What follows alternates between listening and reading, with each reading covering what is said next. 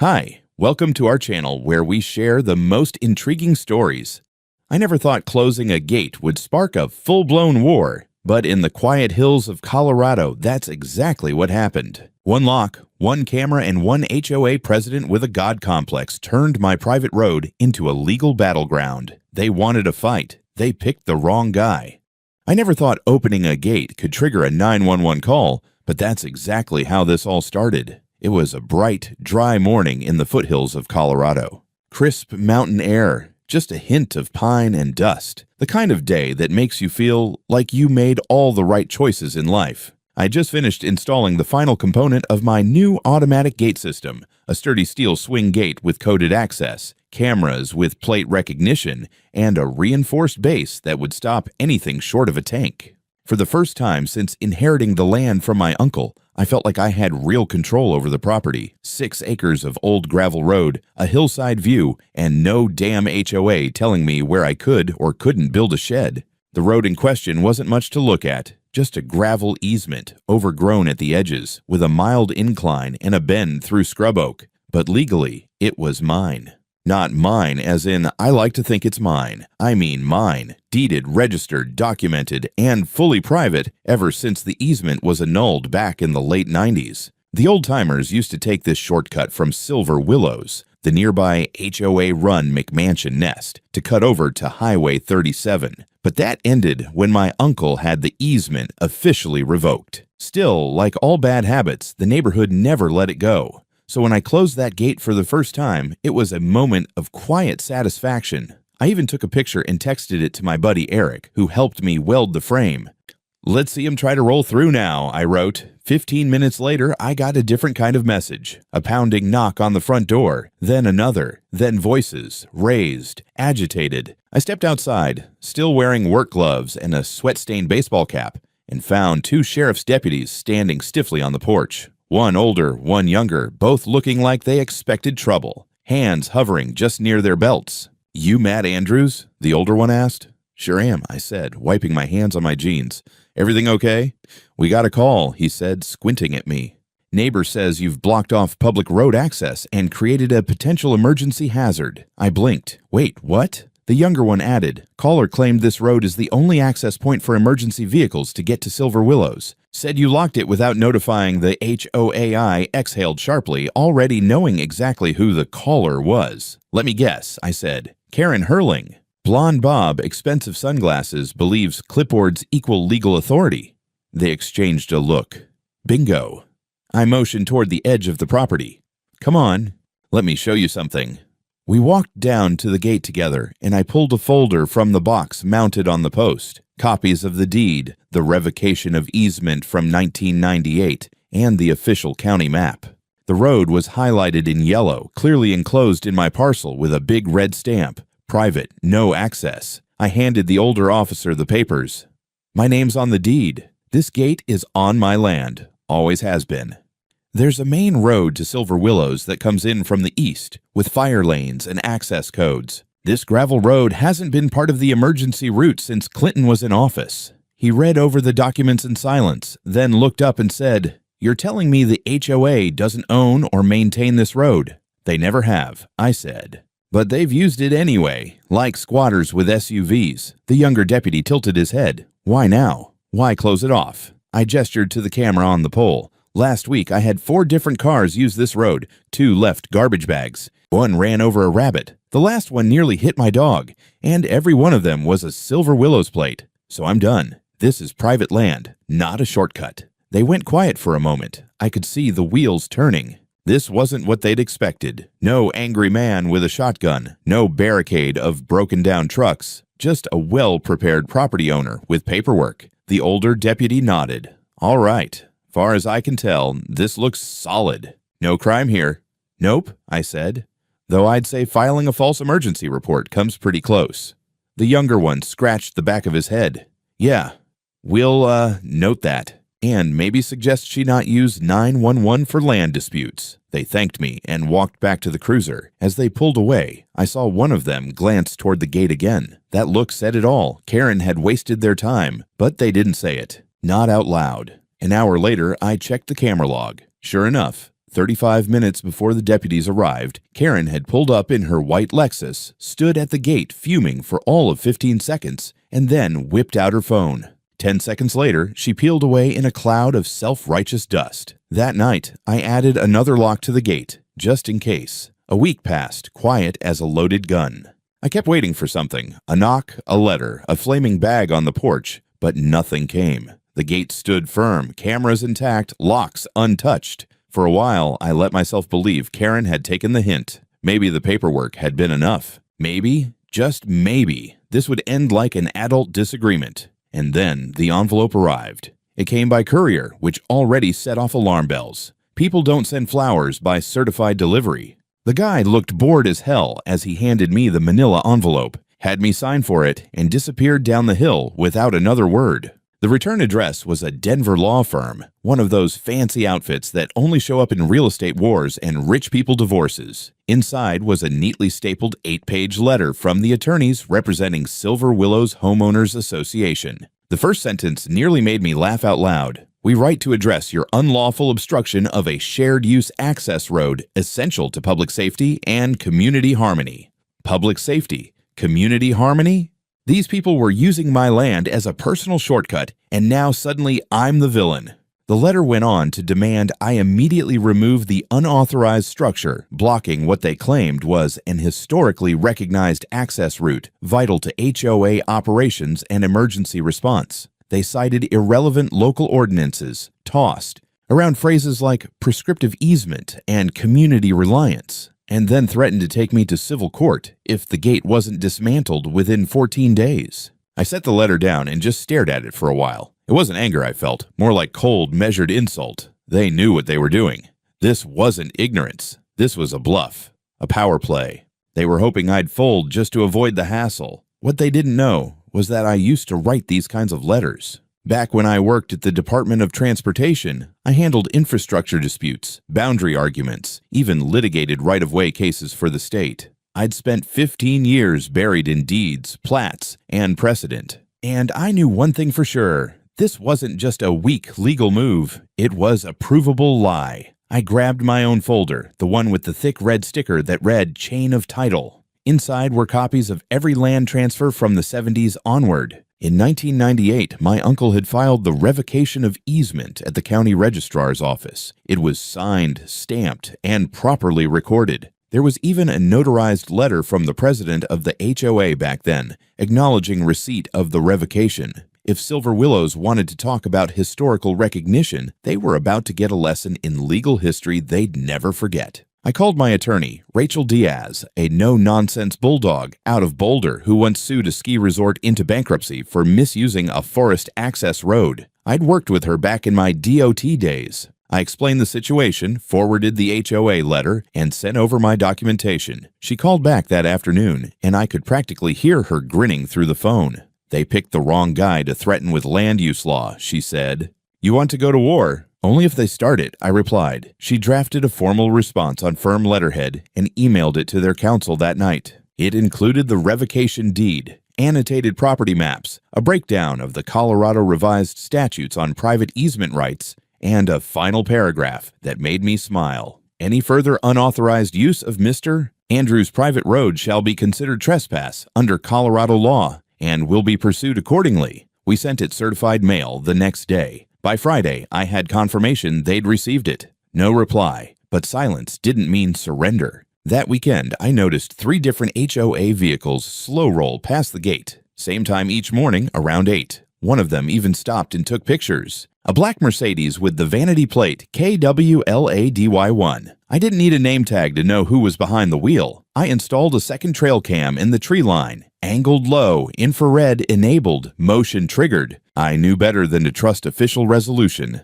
People like Karen don't back off. They circle, they test, and eventually they push. So I waited and watched and reinforced the gate, because if they wanted to start something, they were going to have to earn it. It happened at 2:46 in the morning. I only knew the time because my phone pinged with a notification from the new trail cam, motion detected. At first, I didn't think much of it. A deer, maybe a coyote. I live in rural Colorado. Things wander, but then another alert followed 10 seconds later, then another. I sat up, opened the live feed, and there they were. Two figures in hoodies and gloves, one holding bolt cutters, the other swinging a flashlight like he was casing a warehouse. They walked straight to the gate, barely even looking around. The first guy clipped the chain in one clean snap.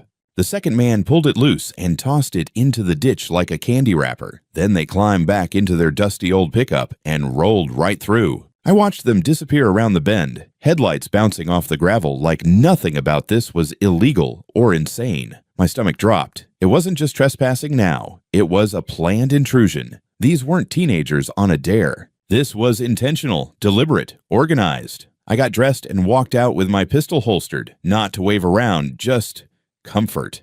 I scanned the gate, the trees, the road. Chain, gone. Lock, gone. Fresh tire tracks and muddy boot prints led away from the gate like a trail of breadcrumbs. I didn't follow them. I didn't need to.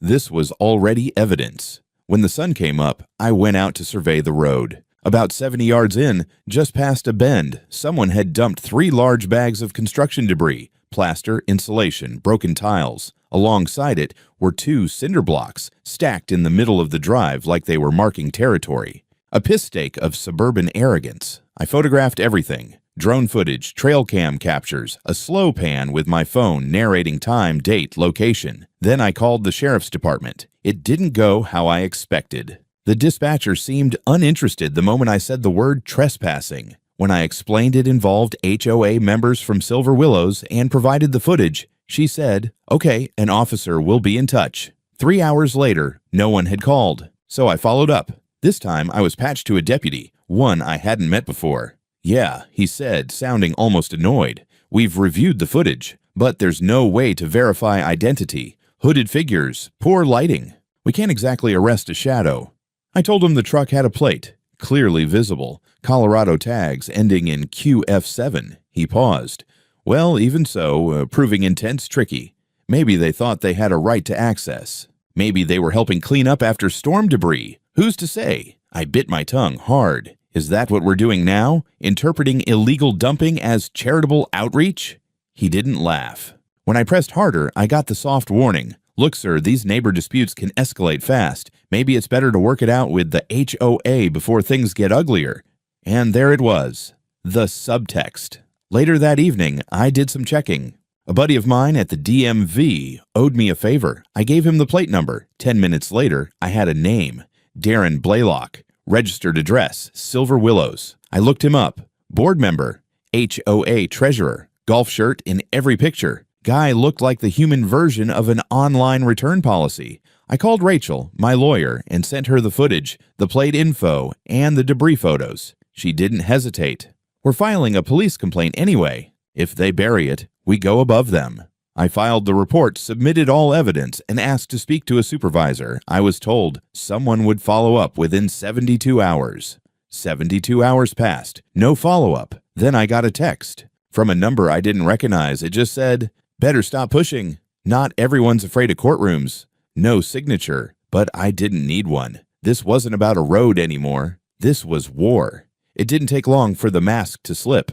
2 days after the silent treatment from the sheriff's office, I noticed my mailbox hanging open. No mail inside, just a rolled-up flyer shoved halfway in. I pulled it out. Black and white, cheap printer paper, no official branding. Just bold, all-caps lettering that read, "Dangerous road closure. Property owner jeopardizes community safety." Below that was a photo of my gate, taken from the hill above with a zoom lens, and a paragraph accusing me of reckless obstruction of a historic emergency access route used by residents and first responders. No mention of my name. But come on, who else had just installed a gate on a gravel road with a no trespassing sign bolted into the frame? At the bottom, report concerns to the HOA board. Attend the emergency community meeting this Sunday. I laughed. Then I crumpled the flyer and tossed it into the trash. But curiosity got the better of me. I logged into Facebook and searched Silver Willows HOA.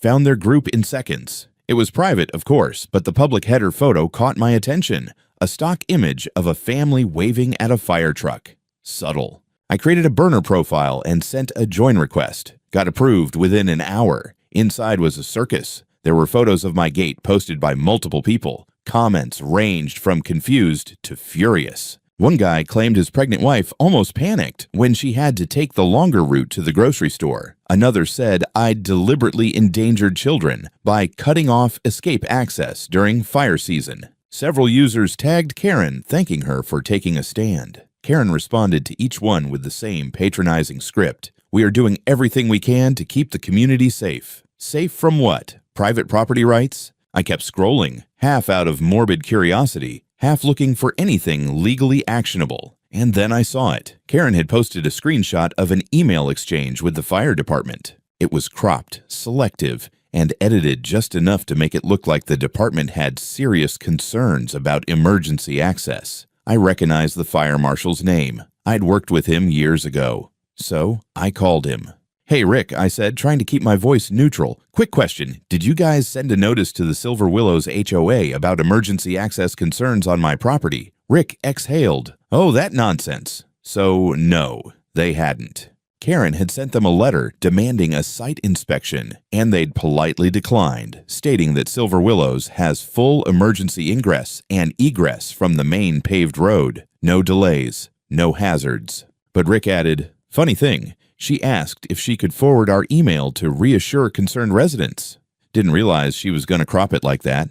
That night, I received a knock on the door. A man in his 60s stood on my porch, visibly uncomfortable, introduced himself as Thomas Krieger, longtime resident of Silver Willows, said he'd been on the HOA board a few years back before Karen took over. I don't mean to bother you, he said, eyes darting like he expected to be followed, but I just wanted to say, not all of us agree with what she's doing. I stepped outside and crossed my arms. I'm listening. She's trying to turn the whole community against you, he said. Says you're blocking an easement, threatening safety, trying to destroy neighborhood unity. But people are starting to ask questions. He pulled a folded paper from his coat pocket. It was the HOA's last meeting minutes. Scribbled at the bottom in Karen's handwriting was a line. Initiate code enforcement. Use nuisance clause if gate remains. Then, in parentheses, contact Code Officer Martin if sheriff won't act. Krieger looked me in the eye.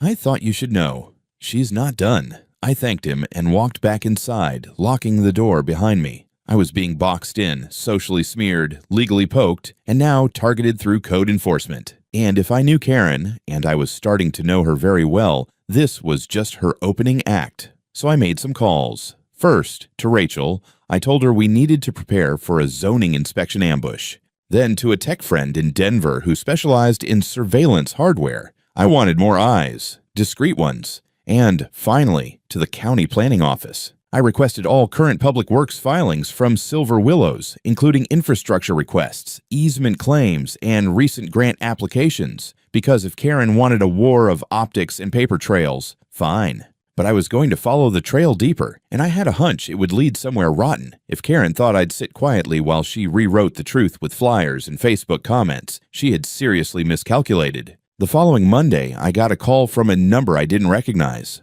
A gruff voice on the other end introduced himself as Mike Langston, Code Enforcement, Jefferson County. He didn't waste time. We received a complaint about an unpermitted structure, specifically a security gate obstructing an access road, he said flatly. I'll be out this week for a site inspection. I exhaled slowly. You do realize this gate's on private land and well within the parcel boundaries, right? Not to mention legally permitted. There was a pause. That's what we're going to determine. I didn't argue. No point. If this was Karen's doing, and of course it was just another way to rattle the cage. So I called Rachel and gave her the heads up. She was already one step ahead. I filed a notice with the county last week, she said, citing your survey, the 1998 revocation, and confirming the county's own parcel maps. If they show up, you show them the documents. No need to argue. I spent the rest of the day prepping. Set out copies of every document in a binder, flagged with neon tabs like a prosecutor's portfolio. I even printed enlarged versions of the county parcel map and mounted them on foam board. Petty? Maybe. But effective. Langston showed up Thursday morning in a white county pickup, clipboard in hand, and an expression like he'd rather be anywhere else. I met him at the gate, documents ready, smile restrained. Here's everything you'll need, I said, handing him the binder, surveyed, recorded, and cross-checked with your office's own GIS database. He thumbed through the pages, stopping at the revocation deed. I watched his eyebrows lift slightly. He said nothing, just kept reading. Then he looked up at the gate, the signs, the camera mounted above. "You installed this yourself?" he asked. "With licensed contractors. Receipts included." He nodded once, flipped to the last page, then back to the map. After a long silence, he handed it all back. "From what I see here, you're in compliance." "No violations?" I asked. He shook his head. "Nope. But I'll have to file a report with the complaint attached. It'll be a matter of record." I didn't mind. A record of compliance was just more ammo if this ever made it to court. "Off the record," Langston added as he climbed into his truck. "Don't know what their problem is. This land's clearly not HOA territory." As he drove off, I spotted a familiar SUV parked halfway up the next hill. White Lexus. Karen. Watching from a distance like some suburban warlord surveying a battlefront. I gave the camera pole a little pat and went back inside. That afternoon, my contact at the county planning office emailed me the files I'd requested. It took hours to go through it all, but buried in the infrastructure grant filings was something that made my stomach drop. Silver Willows had applied for county maintenance funds 3 times in the last 5 years. In each application, they'd included a map with a road labeled Community Emergency Access Route, the very same gravel road that ran across my land. More than that, they'd submitted maintenance logs, repairs, grading, snow clearance, performed by HOA volunteers, all fabricated. That road hadn't been touched by anyone but my uncle and me in 20 years. Then I saw it. Attached to one of the filings was a letter, dated 4 years ago, supposedly signed by my uncle. It stated that he authorized public access via the easement road in perpetuity. Only, I knew that wasn't true. My uncle died 5 years ago, and the signature. It was a shaky, half-familiar mess, probably forged from some old neighborhood holiday card. I called Rachel immediately. "They submitted a forged statement," I said, claiming my uncle gave them permanent access, and they used it to get money from the county. She didn't even curse, just said, "Good. Now we've got fraud." I stared at the forged letter for a long time. This wasn't petty anymore. It wasn't just a suburban turf war over a gravel road. Karen and her little HOA regime had filed fraudulent grant requests, forged legal documents, and used them to redirect public funds. This was criminal, and I was done playing defense. I didn't sleep that night. My brain kept replaying the signature, the way the J slumped, the last name misshapen like a bad copy job. I'd seen my uncle's handwriting on 1,000 documents. That wasn't it. And the thought of his name being used like that, years after his death, to commit fraud, it turned my stomach. By morning, I had a plan. This wasn't just about reclaiming my property anymore. It was about exposing the whole rotten core. First, I dug out an old box from the attic, my uncle's files. He'd been meticulous, the kind of guy who never threw out a receipt. I found the original 1998 revocation documents, and next to them, a notarized letter he'd sent to the HOA at the time, stating explicitly that no further access via the gravel road shall be granted under any circumstances. Dated, signed, stamped. Then I went digital. I pulled up the county grant database and cross-referenced their entries with regional maintenance requests. Silver Willows had claimed thousands of dollars in county-funded improvements on land they didn't own. On my road. Snowplow reimbursements, drainage upgrades, gravel restoration. Some of the entries were copied and pasted word for word from other applications. Lazy fraud. By noon, I was in Rachel's office, binder under one arm and USB drive in the other. She spread everything out on her conference table like a crime scene. Halfway through reading, she picked up her phone and called a contact at the district attorney's office. "We're filing a formal fraud complaint," she said. "They've used falsified documents to obtain public funds." While she worked the legal side, I went to see Rick, the fire marshal. I brought coffee and screenshots. He let me in without question. "Remember that cropped email Karen shared?" I asked. Rick nodded. "Yeah, my phone's been blowing up ever since." I showed him the HOA's application packet. His face darkened as he scanned the forged letter from my uncle. "Jesus," he muttered. "She used this to claim emergency access rights?" "Not only that," I said. "She claimed you supported the route as essential infrastructure." Rick took out his own phone and opened his email archive. Within a minute, he found the original chain. He printed it and signed the hard copy. adding a statement at the bottom. This document was altered and misrepresented without consent. Then he scanned it, signed again digitally, and emailed it to both me and Rachel. "Take her down," he said. "You've got the ammunition." I left his office buzzing with adrenaline and something close to satisfaction. But the day wasn't over. That evening, as I pulled into my driveway, I saw flashing lights. A police cruiser idled near the edge of my property. I parked, got out, and approached carefully. An officer stepped out, young, clean-cut, polite. "Mr. Andrews." "That's me." "We received a report of an aggressive confrontation with a neighbor. Name of the complainant, Karen Hurling. She alleges you threatened her near the shared access road." I blinked. "You're kidding." He didn't flinch. "I'm required to follow up." I pulled out my phone and opened the camera app. "I've got continuous surveillance footage on the entire road. There's been no contact." He nodded. "Mind if we take a look?" 10 minutes later, we stood in my office watching the time-stamped playback. Nothing. No Karen. No confrontation. Just birds, wind, and my truck rolling in. The officer took notes, then radioed in. "Looks clear. False report," he said, then turned to me. "Apologies for the inconvenience, sir." After he left, I stared at the gate monitor for a long time. Karen wasn't just reacting anymore. She was flailing, making things up, throwing legal Hail Marys. But I wasn't the one boxed in.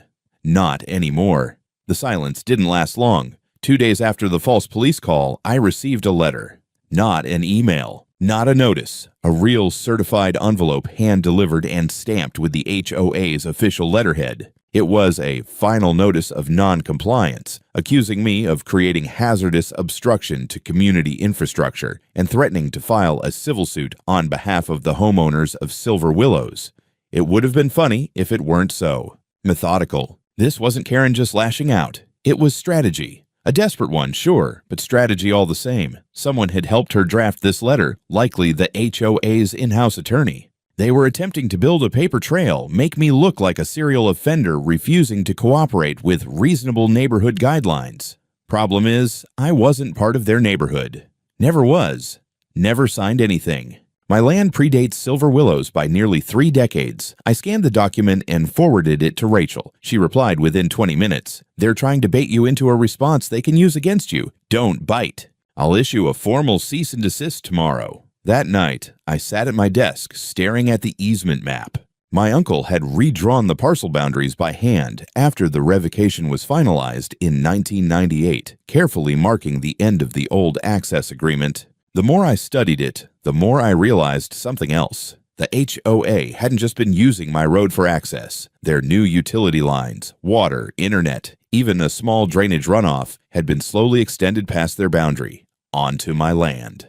I verified it the next morning, walking the southern edge of my property with a GPS app and a copy of the official survey. There it was, a drainage pipe installed maybe 3 years ago, running straight through my land, unmarked, undocumented. At least 10 feet past their legal edge. I took pictures, measured the placement, cross-referenced the installation year with the grant filings I'd reviewed earlier. Sure enough, there it was. HOA application dated January 3 years ago, requesting county funds for community drainage upgrades to shared access route. I didn't even bother calling Karen. This wasn't a phone call situation anymore. It was a lawsuit waiting to happen. Rachel filed the cease and desist as promised and followed it up with a notice of pending litigation for unauthorized infrastructure intrusion and grant fraud. She CC'd the county records office, the district attorney's fraud division, and the county zoning board. Things moved fast after that. Within 48 hours, I got a call from a county investigator named Amanda Cho.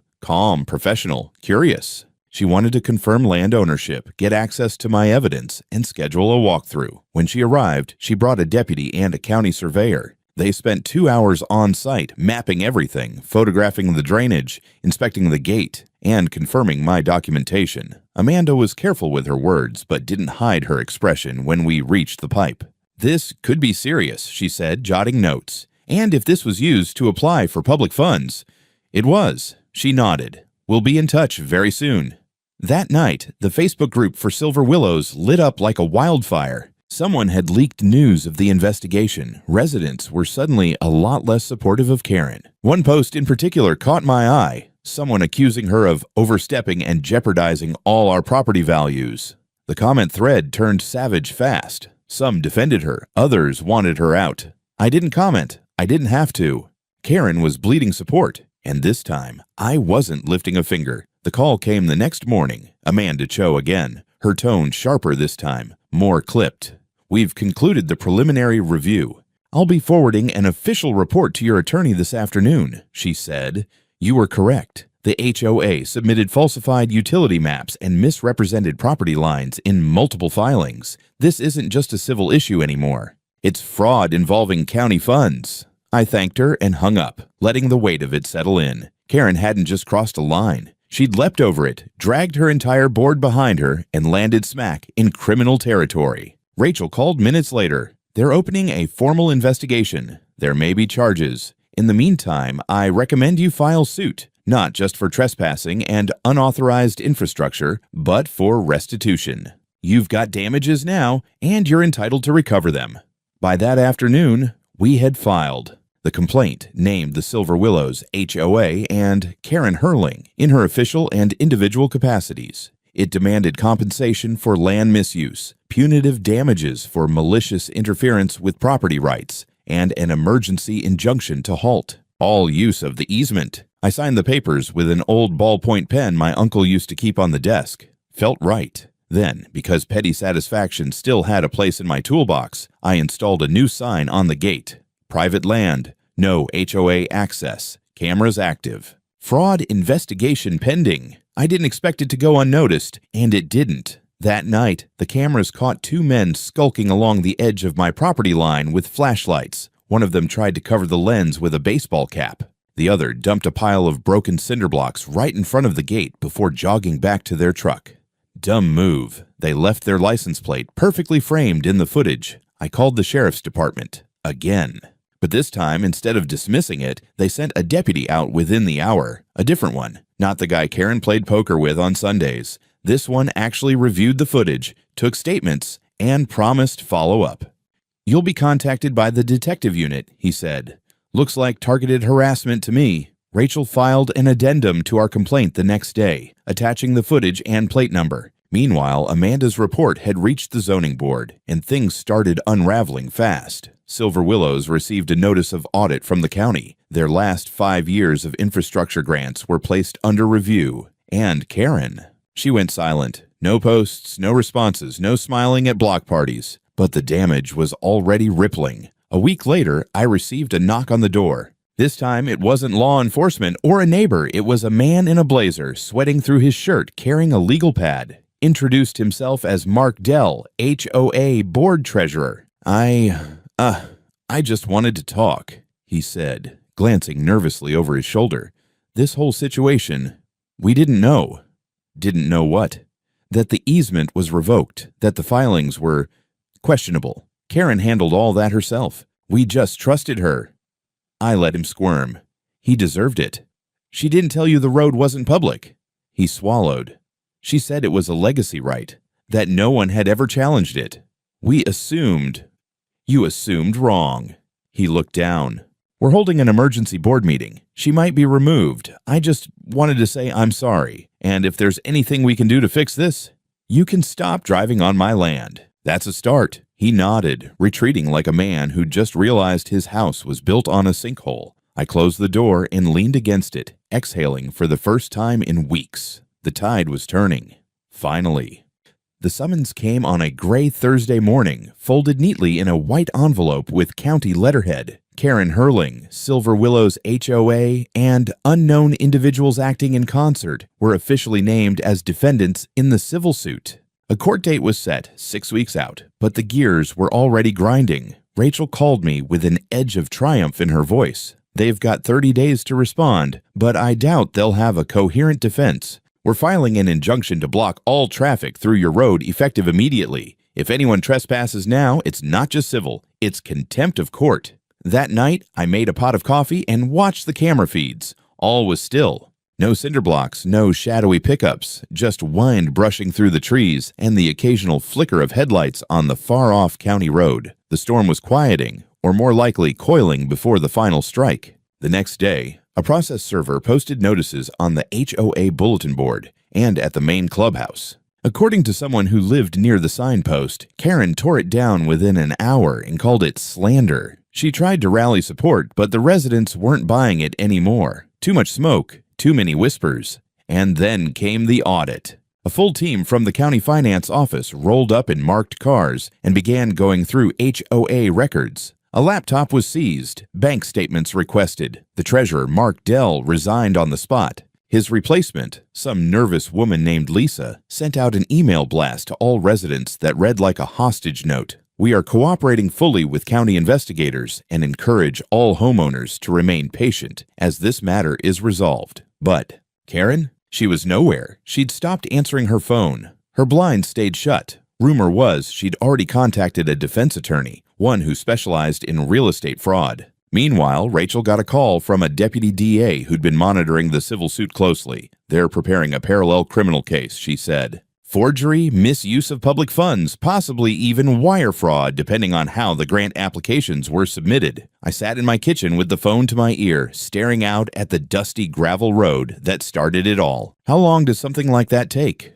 A while, but the evidence is solid. We've got the forged letter, the fake utility map, the grant forms. Your cameras caught half the harassment. If they want to make an example of her, they will. And then, just when I thought it couldn't escalate further, it did. One of the county engineers reached out directly, an older guy I'd met once during a zoning board hearing. He asked if I had ever approved or signed anything that allowed a fiber optic line to run through my lower property. No, I said. Why? He paused, then sighed. Because that line was laid last year. The permit application lists your signature. He sent a copy. It was the same ghost handwriting I'd seen on the fake uncle letter. Shaky, inconsistent, a crude attempt to forge my name. They'd used it to get county approval for utility work on my land. That was it. Rachel added forgery and fraudulent permitting to the lawsuit. The county flagged the utility provider, who immediately shut down maintenance access through my lot pending an investigation. My road was now legally closed. The gate, locked tight and monitored. And Karen. Her world was about to shrink to the size of a courtroom chair. The courtroom was packed. It was one of those small county courthouses with wood-paneled walls, humming fluorescent lights, and an air that always smelled faintly of mildew and anxiety. I sat on the left side with Rachel, a stack of documentation resting beside us, every page marked and tabbed like a war manual. Karen sat across the aisle, rigid and ghost-pale, flanked by a suit who looked like he billed by the syllable. The judge, a sharp-eyed woman in her 60s with a voice that could slice drywall, wasted no time. She'd read the filings. She'd seen the footage. This wasn't a case of he said, she said. This was a collision of lies and documentation, and Karen had brought a bicycle to a tank fight. Rachel led with the revoked easement deed and land survey. Then came the footage, the trespassing, the cinder blocks, the car plates, the HOA emails discussing legacy access as if they were making it up on the fly, the forged signature from the utility permit. And then, Rachel's trump card, the notarized letter from my late uncle declaring the easement void as of 1998, submitted to both the county and the HOA. When Karen's lawyer tried to argue customary use and neighborhood precedent, the judge raised an eyebrow. Precedent does not override recorded revocation, forged documents, or misappropriation of county funds, she said. You may sit down. It only got worse. The county auditor testified next. His report detailed over $100,000 in improperly claimed grant funds tied to roadwork and drainage projects on my land. He highlighted the exact years, receipts, and falsified maps submitted under Karen's oversight. Finally, Amanda Cho took the stand. Calm, precise, unshakable. She laid out the chain of fraud, from the fake permit application to the utility work. She confirmed that a criminal investigation was already underway, and that the evidence pointed directly at Karen as the orchestrator. Karen didn't speak. Her lawyer didn't dare put her on the stand. The judge recessed for barely 30 minutes before returning with the ruling. Her voice was crisp, final, and loud enough to echo. This court finds in favor of the plaintiff, Matthew Andrews, on all counts. The HOA is ordered to pay damages totaling $1,150,000 for illegal use, infrastructure intrusion, and emotional distress. Furthermore, a permanent injunction is issued against any use of the gravel road by the HOA or its members. Lastly, the forged documents submitted by the defendant will be referred to the district attorney's office for criminal prosecution. I didn't move. Not at first. I just sat there, stunned by the weight of it all finally settling, like concrete curing under your boots. Karen didn't look at me. She just stared ahead, hands clenched in her lap, as if she'd aged 10 years in 1 hour. I didn't feel sorry for her. Not even a little. Outside the courthouse, news crews had gathered. Apparently the phrase, HOA president faces felony charges, had legs. Rachel gave a statement. I didn't. I just walked to my truck, climbed in, and drove home. At sunset, I stood at the base of my property, near the gate that started it all. I had a new sign made. Not subtle, not polite, just honest. Private land. No HOA access. No exceptions. Trespassers will be prosecuted. A final line drawn in gravel and steel.